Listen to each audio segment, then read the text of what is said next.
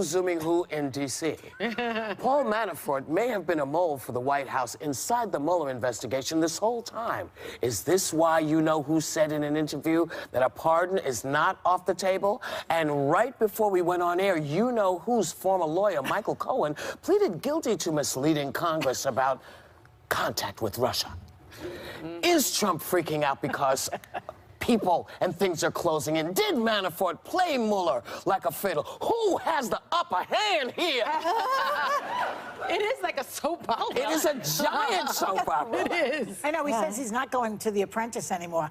This is The Apprentice. It is. This is the reality show. We're all trapped in the middle of it. I got to tell you, this news about Micheal Cohen, we always knew when Micheal Cohen flipped that he probably had some significant information. Yeah. Now he's pled guilty to lying in front of Congress about the Trump Tower plans that the Trump Tower was going to be built in Moscow. So he said, you know, everything ended when Trump became president in January of 2016. Now we know those conversations continued through July 2017. Well, we knew that then.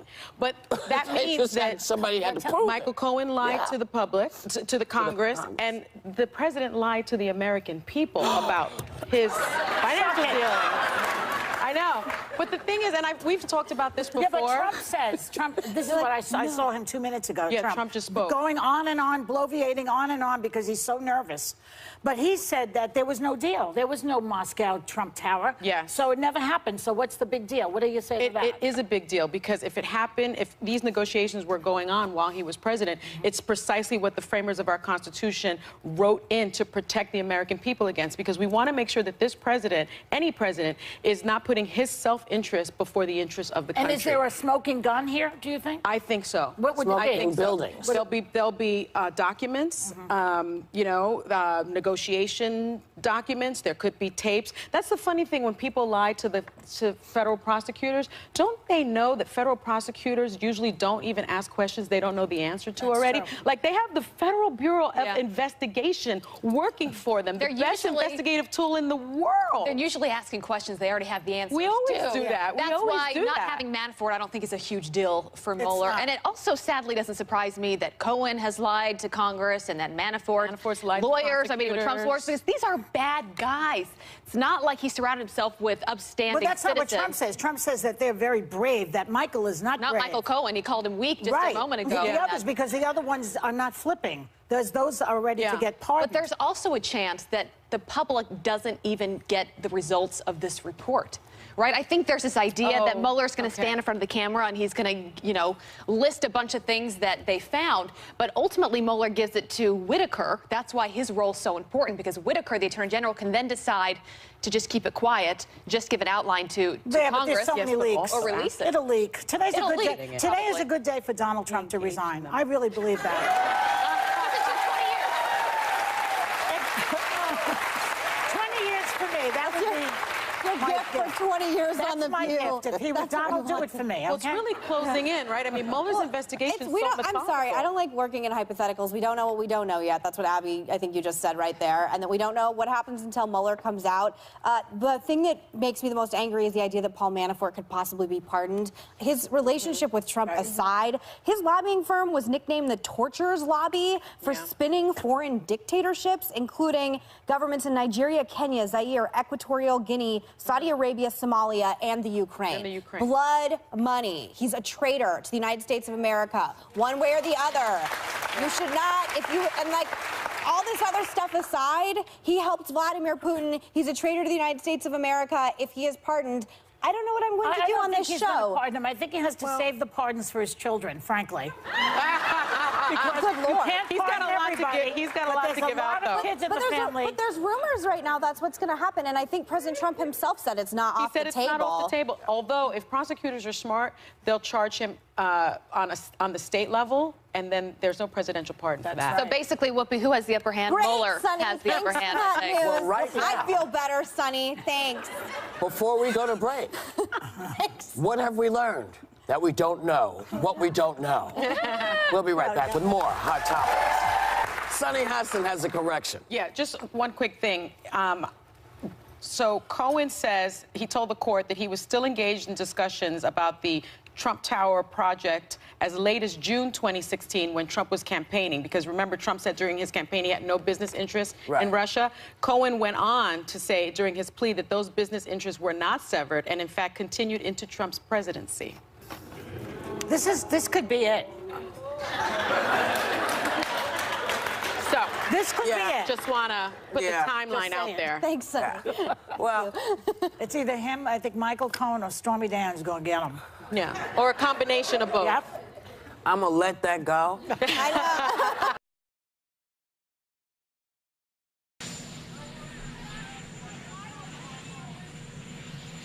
So Micheal Cohen has made many statements to the House, as I understand it, and the Senate.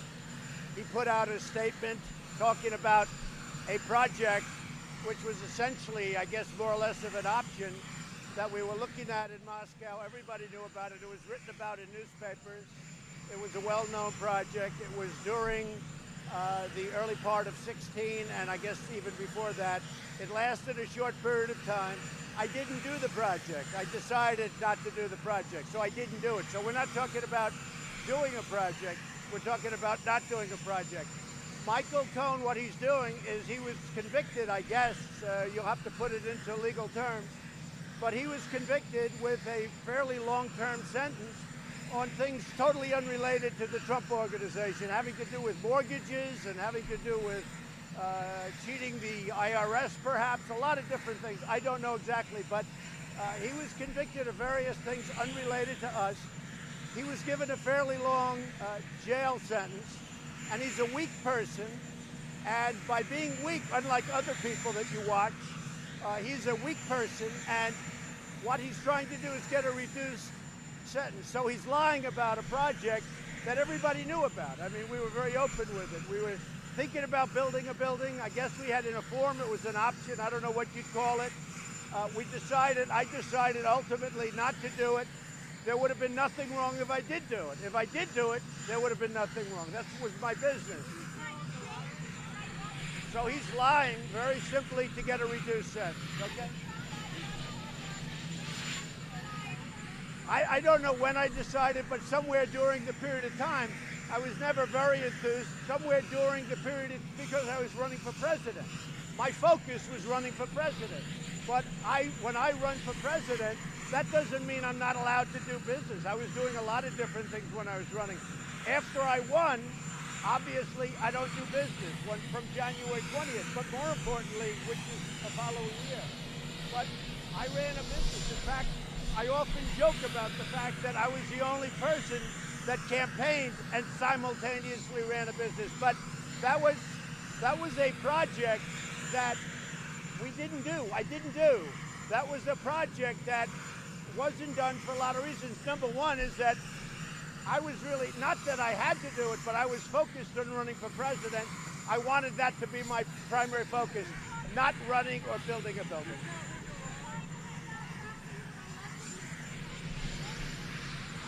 Well, this was a deal that didn't happen. That was no deal. I mean, if you look, this was an option. I guess, I don't know if I want to be very specific. So, but to my way of thinking, it was an option that I decided not to do. So we didn't. So if you look, we really didn't have business. So, excuse me. This was an option in a form, but here's very simple.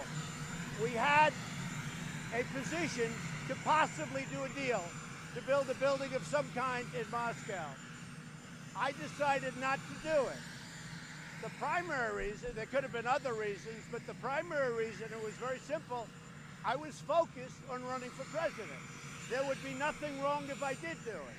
I was running my business while I was campaigning. There was a good chance that I wouldn't have won, in which case I would have gone back into the business, and why should I lose lots of opportunities? So, here's the story. Go back and look at the paper that Micheal Cohen wrote before he testified in the House and/or Senate. It talked about his position. What he's trying to do, because he's a weak person and not a very smart person, what he's trying to do is end, and it's very simple. He's got himself a big prison sentence, and he's trying to get a much lesser prison sentence by making up a story. Now, here's the thing. Even if he was right, it doesn't matter, because I was allowed to do whatever I wanted during the campaign. I was running my business, a lot of different things during the campaign. So very simply, Micheal Cohen is lying, and he's trying to get a reduced sentence for things that have nothing to do with me. Now, let me go a step further. I think you should go back to, I think it was January. It was just reported very well by Catherine Harris, who's a terrific reporter on Fox. He talks about a letter that he signed. I don't even remember it. And it specifically talks about this deal. This deal was a very public deal. Everybody knows about this deal. I wasn't trying to hide anything. Okay.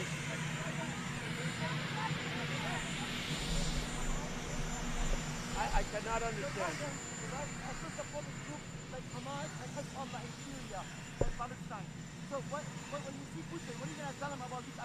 Well, we're going to talk about it, but we have a lot of things to talk about, Jeff.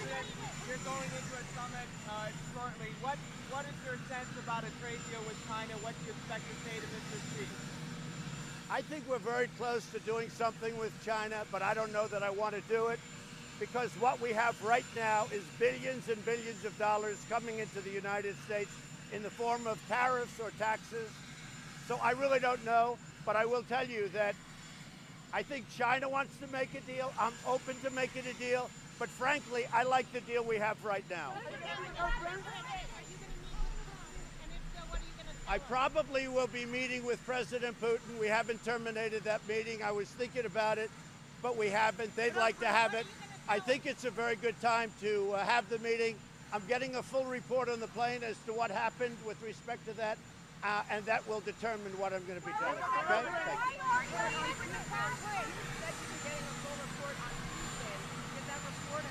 Well, I have a couple of reports. We're getting a finalized report. Are you talking about on the Russian situation with the ship and the Ukraine? Yeah. We're getting a finalized report. I'm going to have it on the plane sometime today. Why are you meeting with the Crown Prince? It just wasn't set up. It only wasn't set up. I mean, I would have met with him, but we didn't set that one up. I'm meeting with President Xi, which is a very important meeting having to do with trade. And as you know, I'm making about 3 or 4 meetings. We just didn't have time. If Cohen is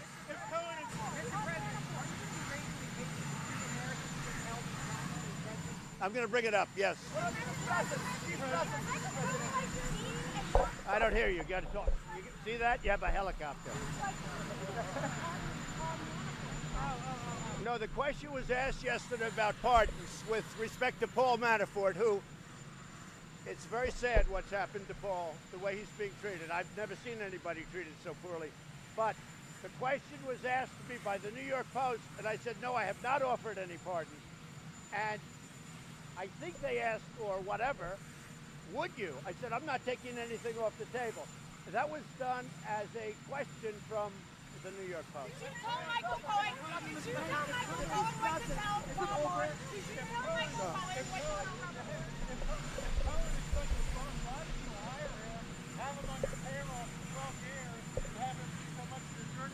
Because a long time ago, he did me a favor.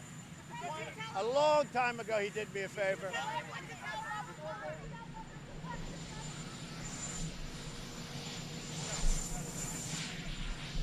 Not at all. I'm not worried at all about him. If you just take a look at his written document, go back, take a look at what he wrote in, I think, January. He has a written statement, and that's the fact. Yeah. But you said you had no control with Russia. There is a campaign in the city of Strasbourg. We want to push people to vote for the European election, saying, France, we don't want the European Union to be like Trump's America. What do you want to tell them? I don't know what, you know, you can't with a helicopter. Yeah, but what do you want to tell them?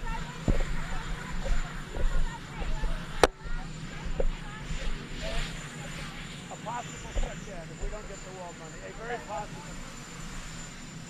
We're in negotiation. If we don't get border security, possible shutdown. See you over there. Thank you, God bless you, and God bless America.